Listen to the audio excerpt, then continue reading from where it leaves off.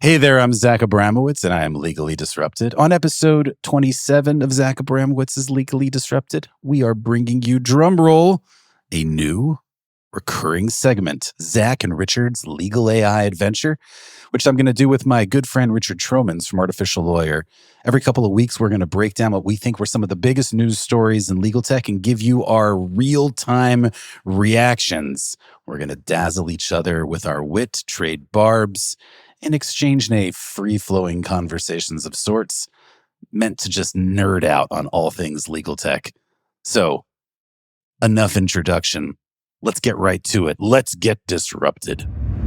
Let the geek out begin. That's our big move here, Richard. You and I were just talking offline about like how many sort of big deals and big announcements there's been this summer coming out of like these legal AI companies. I think one of the, first of all, I mean, like the summer is supposed to be slow on the news cycle. Usually like the last two summers we heard about how like Chat GPT seemed to be like taking a summer vacation, right? But so this has been like a very active summer in terms of like everything just coming fast and furious. Been a lot of deals, the Cleo deal, the Cleo Vlex deal. We have the Harvey deal this summer. We have Legora's. So there's been all these kind of very big stories. What do you think, like, if in terms of like separating like signal from noise, like which are the stories or like the deals that like really like have your attention right now? Wow. So to answer your question, Zach, I think there's two or three key themes emerging. I think one of them is about market share. The legal tech market has been dominated by Lexis and Thomson Reuters, as everyone knows, but then an absolute mass of smaller companies, right? Absolute mass of them. What we're seeing now with Harvey and Legora is something generally new, which is the idea of having a generative AI first productivity platform. And just to repeat that bit, productivity platform in the same way that the Microsoft suite is a productivity platform, but this is a productivity platform which has been custom built for the use of lawyers, right? Which then integrates with everything else, your DMSs, your legal research tools, Microsoft Word, and so forth. And why does that matter? It matters because you're not going to buy 3 or 4 of these, right? I would be amazed if any firm bought multiple. Well, there are firms that are currently subscribed to multiple, meaning like, whether that's a long term, whether that's a long term thing or not, I think is remained to be seen. Like, but there are definitely, listen, how many tons of firms have traditionally had Westlaw and Lexis. But that's different. That's different. There's a very good reason for that, because their data sets are slightly, they overlap a bit, but they're slightly different. Makes total sense. And I don't see that going anywhere. I mean, you'd be nuts to disengage with that. And the same with Vlex and and Wolters Kluwer and the other legal data suppliers. They effectively have got a golden ticket until the end of time, really, or until something really seismic happens. But the productivity bit, do you need Harvey and Legora? Right. Some firms might buy both, right? Maybe you're a 2,000 lawyer firm, but do you want 2,000 seats of Harvey and 2,000 seats of Legora simultaneously? Right. Both very good products, do a lot of things, tons of overlap. These are generalist tools. Do you need both? Probably not, which is why I find all of the client win announcements, particularly in AmLaw 100, UK 100, and the big sort of global firms, really interesting, because once Harvey and Legora have effectively battled out through this part of the market, after that it does get really interesting, because of course you've got the in-house bit, but then we get into the discussion around TAM, right? Total addressable market. Now there are multiple millions of lawyers on this planet, right? There's 1 million in the US, there's 1 million in Brazil, there's probably about 1 million in India, I don't know how many in China, etc., right? Millions and millions. That is actually going to have an interesting knock-on effect to those companies, right? Because you can charge Cliff Chance, Skadden Arps, whatever, hundreds, thousands for these licenses per person per year, right? You cannot do that in a small law firm, right? You just can't. They can't stomach those kind of fees. So, but then if they did drop the charge the license fee, maybe that then leads to an exponential growth in uptake. And we start to see for the very, very, very first time in legal tech history, the beginning of true universally adopted productivity platforms in the same way that we have a Microsoft Word and we have the Google Suite and so forth, right? And that is really interesting because then people kind of go, wow, $5 billion valuation for Harvey. Wow, that's such a big number. And you're like, well, if you're sitting at Sequoia out in Palo Alto, right, or you're another big investor, and you are working in multiple verticals, you're working in payments, you're working in, I don't know, using AI to create new drugs, you're working in technology that's added on to self-driving cars, right, all these amazingly powerful verticals which are just going to grow and grow. And you're looking at legal, and you're going like, well, the legal market's worth at least $1 trillion. Today, there's unmet need, which will probably grow it. You've got your Jevons paradox aspect. So as prices and efficiency goes up, prices go down in some elements of work, you increase the market, plus there's future need, future growth, blah, blah, blah, right? They're looking at this and going, so what? I mean, it's a drop in the ocean. We want to get into like double figure billions at least, and then some, right? So for me, when I look at this battle between the productivity platforms, and I think productivity platforms have a chance of doing this in a way that some of the niche players do not, right? So for example, like there's some really great, very specific Gen AI niche tools. So like there's one out of New York that focuses on private equity fund formation and helping you with very, very discrete parts of the workflow around creating private equity funds, right? Fund formation. Super bespoke And expensive, no doubt, understandably, because it's a tiny market. How many lawyers work at top-end advisory, sort of that level, that top-end advisory level on private equity fund formation? You could probably stick them all on a London bus. Right. That is never going to be on 3 million lawyers' desktops, right? It's just not going to happen.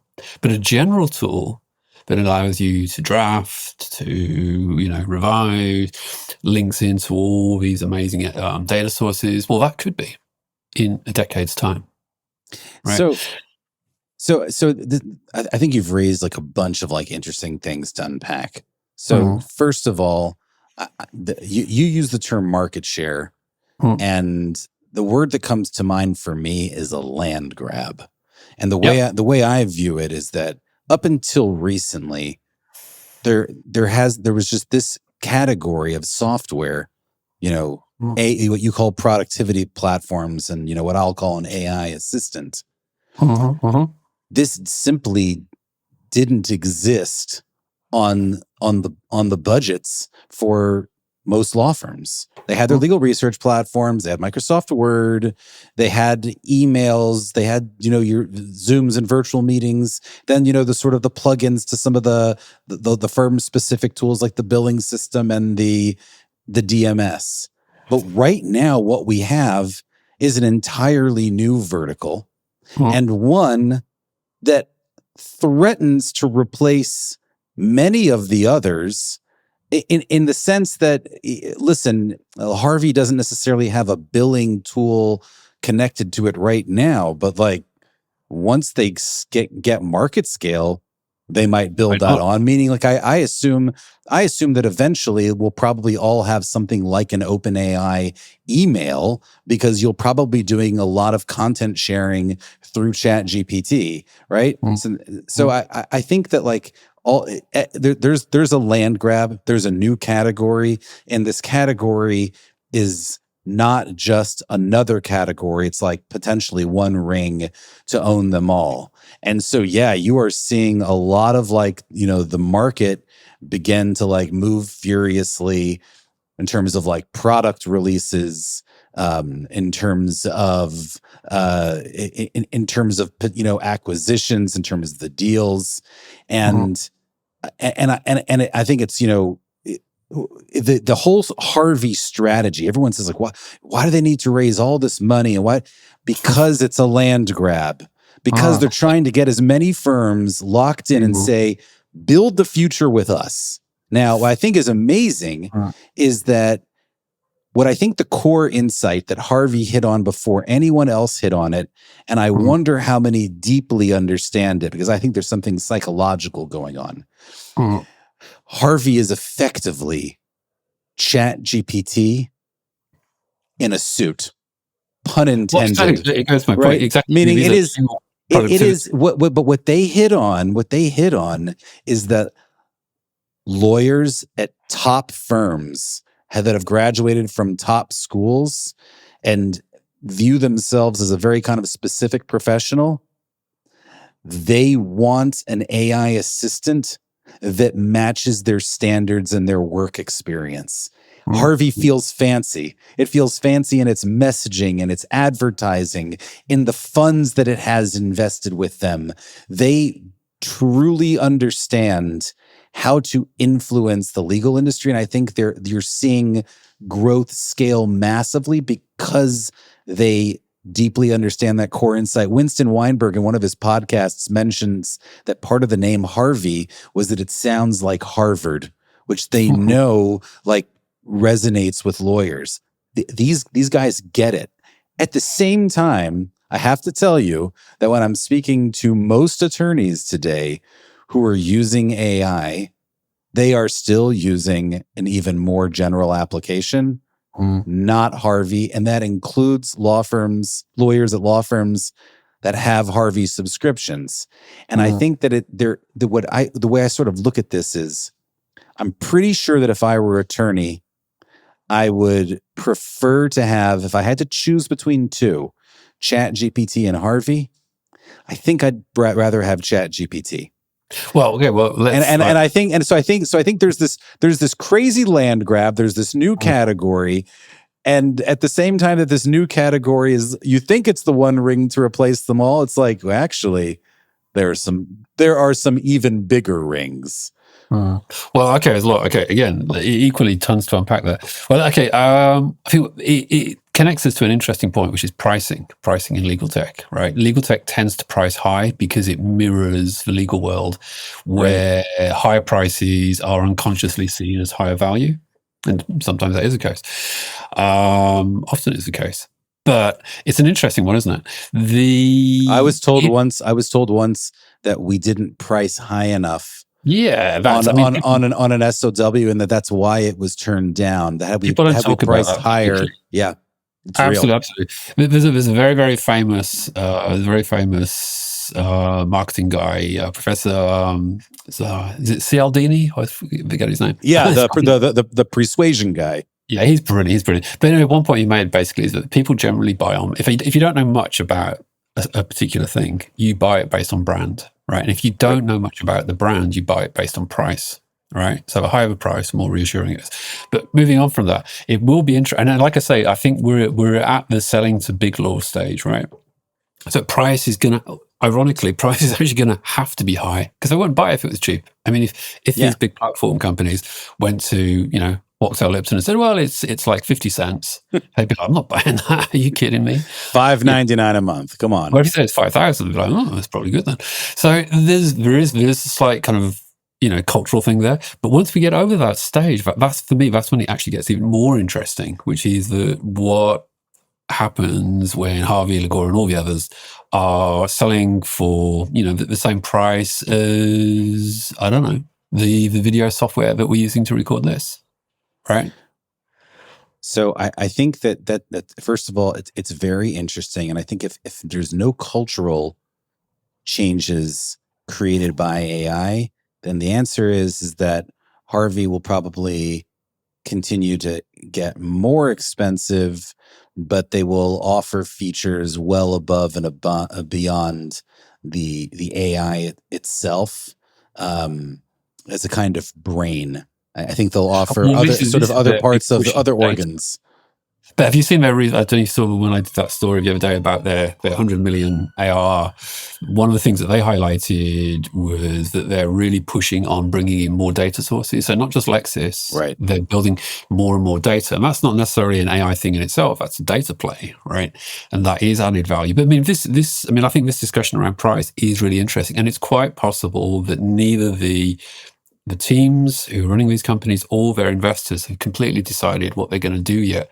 Because the truth is, right, you cannot have an app that's on 2 million lawyer desktops if it costs $1,000 per seat, right, per person. It's just not going to happen, right? Because lots of people, because of your point about ChatGPT. So a couple of things. First of all, I think that if all Harvey ever does is build, in their words, professional class AI, and they build the AI that's essentially, let's say, the top 200 firms use. Now, by the way, as I say this, I have to note that there are plenty of instances that I'm aware of where both Harvey and Legora have been beaten out, and it wasn't by Westlaw or Lexis. Feel strongly about new code entering the space. I've heard things from others. I don't want to kind of get into too many sources here, but they're not winning every deal. And I do think that there are other products that are coming to market that are going to challenge and to push them. So I don't think it's absolutely like for example, like Vecflow, which has just done a $7 million raise, which is now called August, which is very timely because it's August.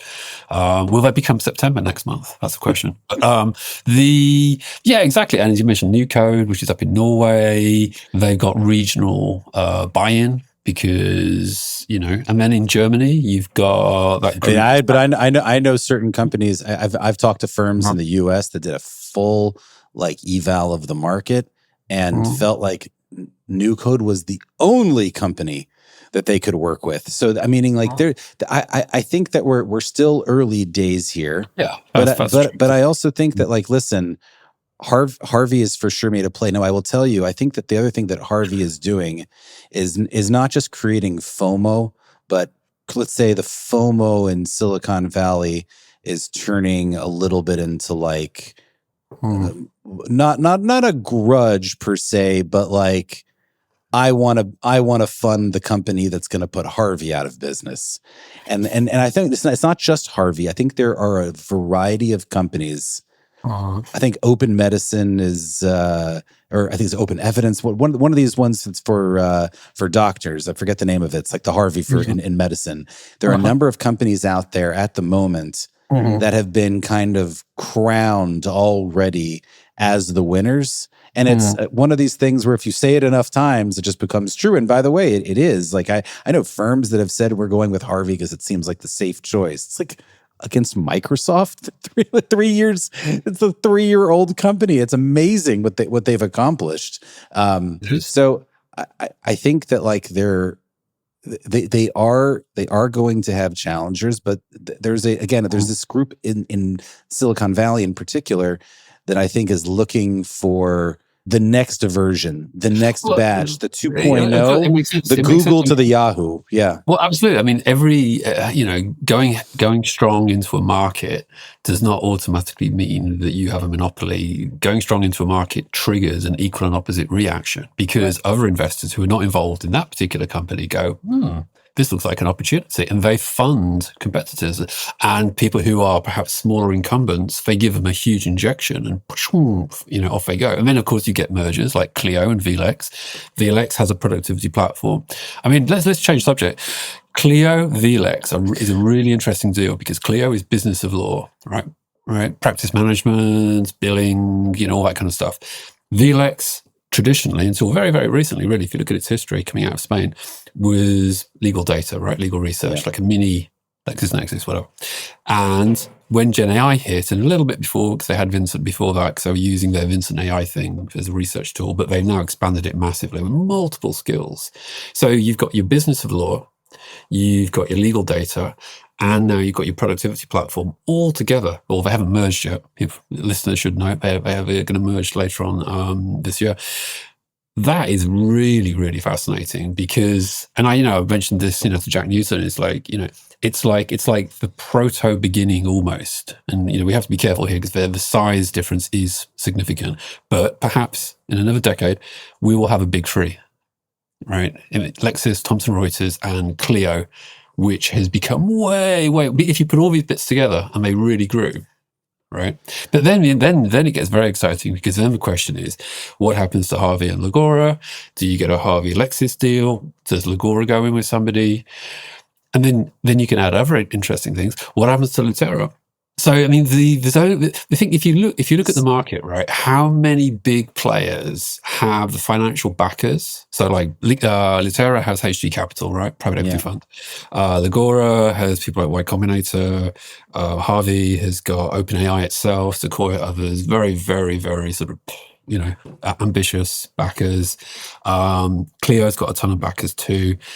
Lexis and Thomson Reuters are publicly listed, but obviously they get pressure from certain key investors as well. Yeah. So, I mean, and this was the point I was talking to Electra the other day at Law Insider. I was saying that, we tend to focus on what we see, which is understandable. It's rather like in politics. You tend to look at the politicians, but we tend not to think about the people who stand behind them, who are not always in the press, right? But at the end of the day, who actually owns a significant part of all of these companies, right? They're not the people who are being interviewed in the press. Right. Some of the most important, influential people in legal tech, we don't even know the names of, right? Because they're investors. So a couple. And what do they want? So a couple of things. First of all, I'm not sure if I'm as excited about the Cleo Vlex deal as you are, and I think as others are.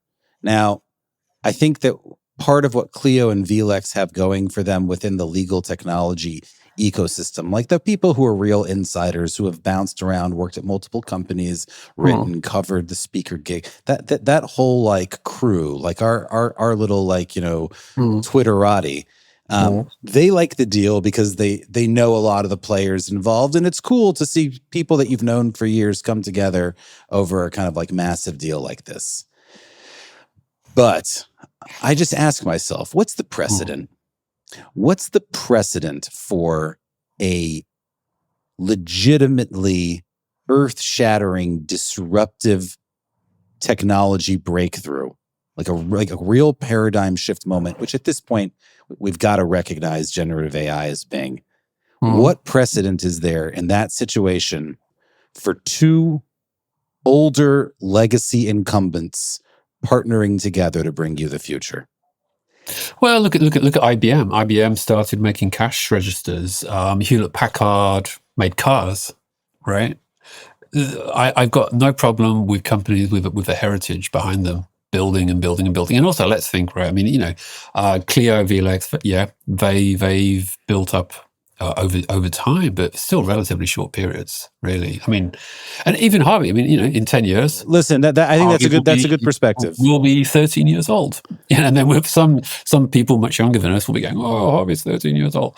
And there'll be some new kids on the block, right? But I mean, I think as long as people keep innovating, challenging themselves, reinventing themselves, I don't see that as a barrier. In fact, if anything, you could argue they've got one of the most valuable things in the world, which is client goodwill. So, but this is my point about Vlex. And again, I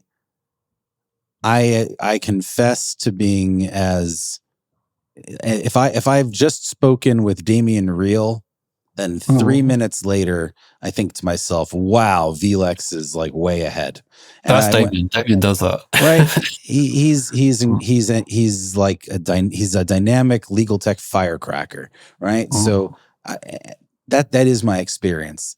However, I step back and I ask myself, how many firms is Vincent in? Like, what is the market not seeing in Vlex that they're seeing in Harvey? Because Harvey just dropped yesterday that they're in 44 of the AmLaw 100 firms. 42, I think. Was it 40? Yeah, that is incredible. I mean, so like, in other words, like, why, if Vlex has the brand goodwill and they've got, the knowledge of the, like, why aren't they already getting that adoption? This is where it gets very complicated, because as someone used to say to me very often, you can only be famous for one thing. If you're incredibly lucky, you get famous for being two things, and no one's famous for three things, right? So J.K. Rowling changes her name on the new books she writes. Yeah, but she's literally the most wealthy writer on the planet. So she probably can do that. Very few other people can manage that. No, but I'm saying even she changes her name to, Robert Gilbraith for, she has a whole new series that people don't realize, most people don't know is her. That is her, yeah. But it's But I'm saying if she can't be famous for two things, like no one can. Well, yeah, exactly. So let's say, look, why do people primarily buy something that is centered around legal research? Because they want that legal data, right? And then they offer them, there's this like outer ring of Saturn, right?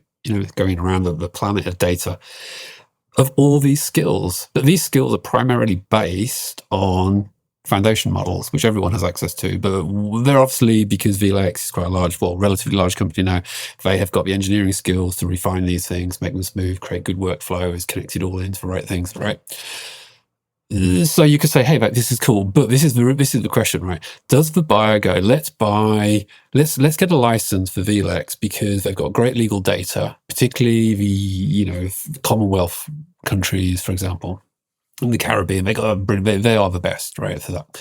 Let's get it to that.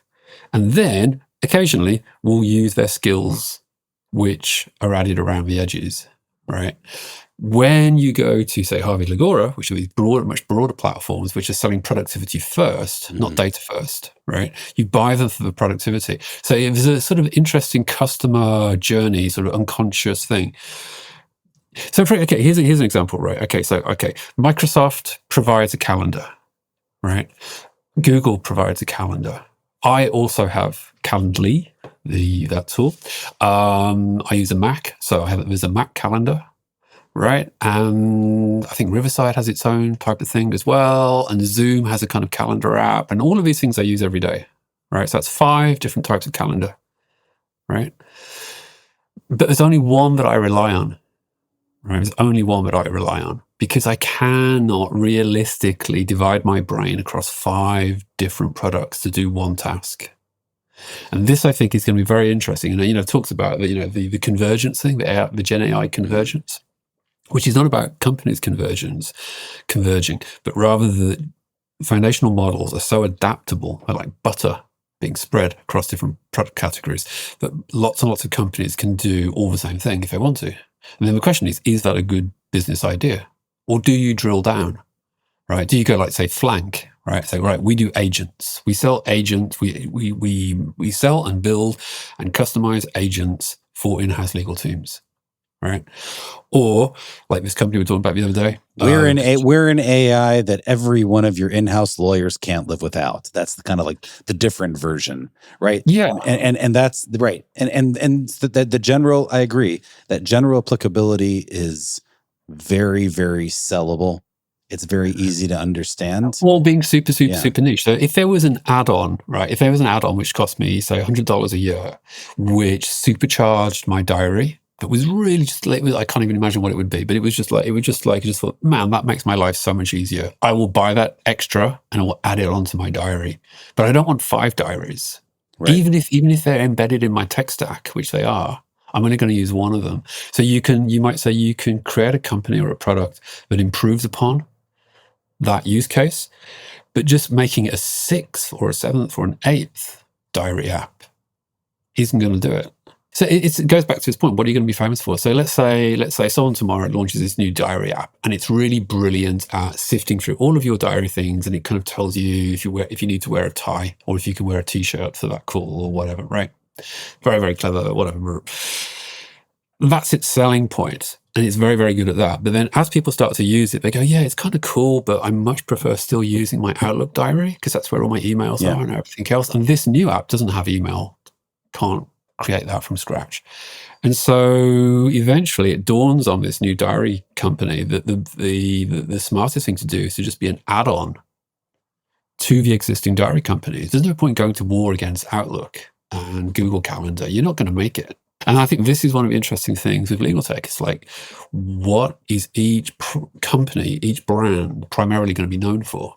I agree. Let me give my thought about where I think like this whole thing could look different and where I think the incumbents have to do some serious thinking.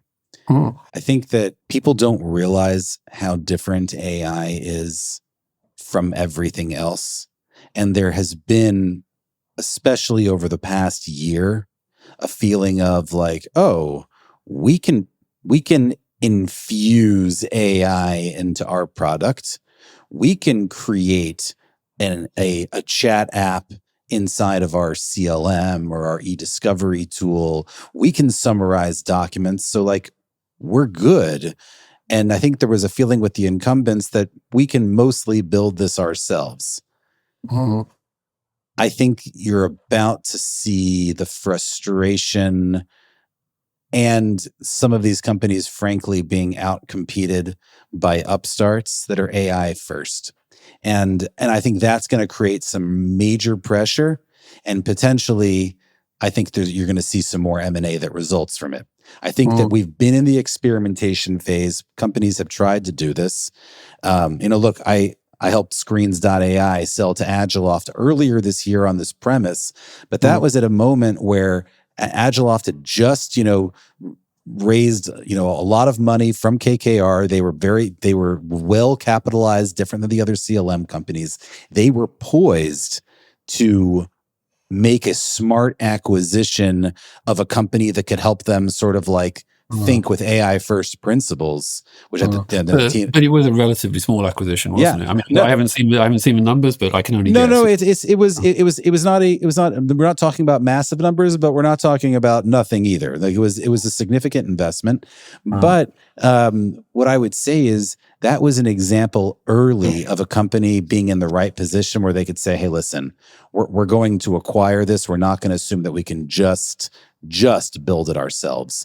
I think we're about to see a lot of companies start recognizing that anytime you try to take AI and put it into your older business, whether that's a software business, a service business, that this is not simple. It can be done. I think it can be done very effectively, but I think there's a little bit of square peg and round hole. And I think that what happens is as we'll continue to watch like the market unfold, I think it will become clearer to most that AI is the most powerful when the company is sort of built and the product was designed knowing that AI exists and built with all those sort of behaviors in mind, and like, well, you would never build it today in that way because you don't need to, because now AI solves part of that this entire experience. I think that's going to be what I think really, like, that's what's coming around the corner here. And I do think that companies that have tried to just kind of ram AI into their products, and they've probably had success with it.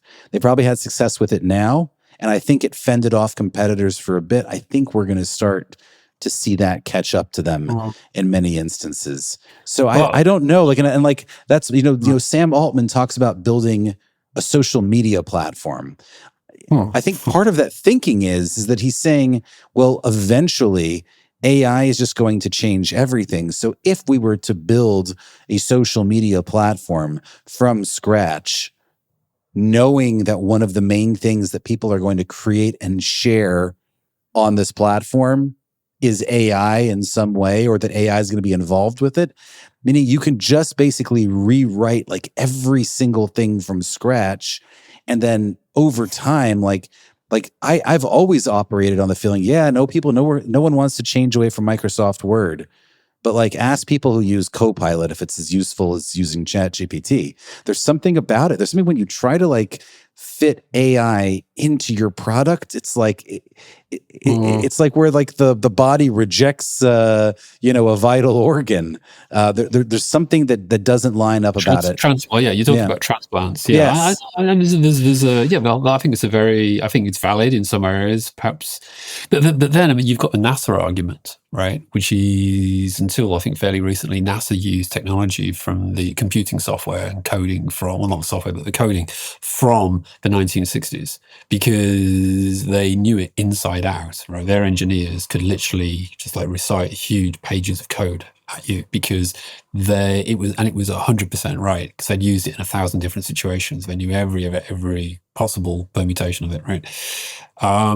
There is a grain of truth to that too. So, for example, take a product that was built on natural language processing, which has been trained over a decade on thousands upon thousands, millions probably, of different types of document that you might get in an M&A deal.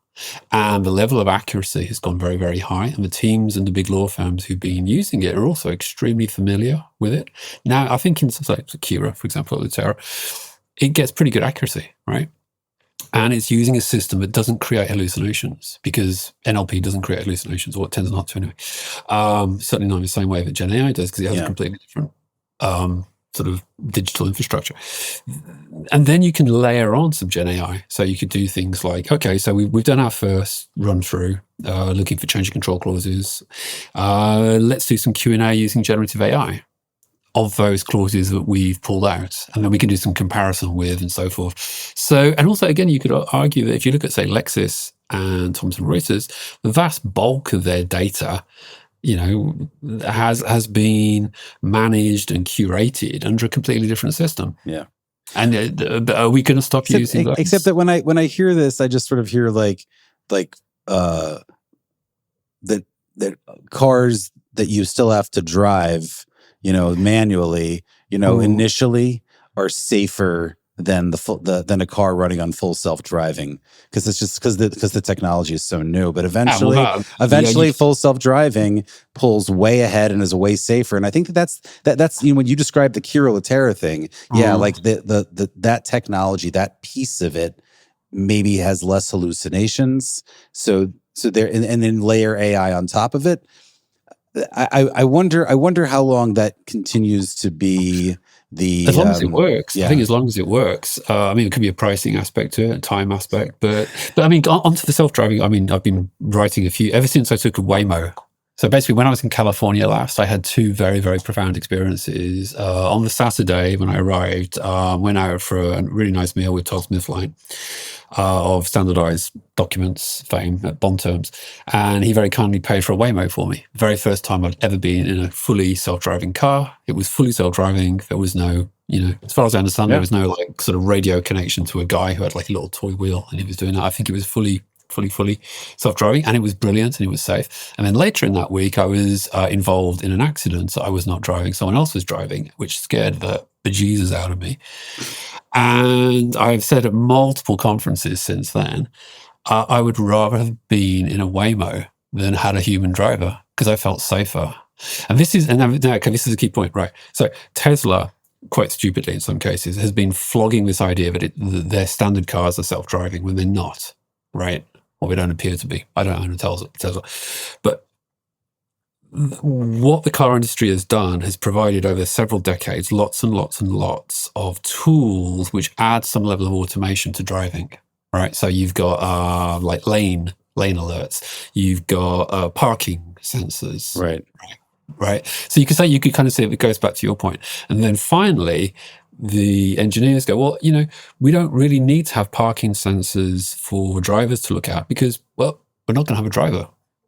Now this thing gets to a very, very interesting point, and this connects to agents, which is, and I keep coming back to this point because I think this is really this is one of the meeting points of two tectonic plates in legal tech, which is AI an assistant, or is AI actually replacing the workflow? Is it an automator, right? We're probably going to end up with both, right? But 99% of all the discourse around AI is around that AI is an assistant. And understandably, because A, you don't want to scare the crap out of the buyers. Two, because fully automated workflows are not good enough yet. So this is a tease for our next segment, Richard. Yeah, which is next time we come back to you with AI assistants versus AI agents. Who's gonna win? So I think this is a fabulous conversation. And we're gonna pick up with this in our next adventure. Thanks, Zach. Thank you very much. And if you did enjoy listening to this, we'll be doing a whole series of these. Yes, and with all links in the show description.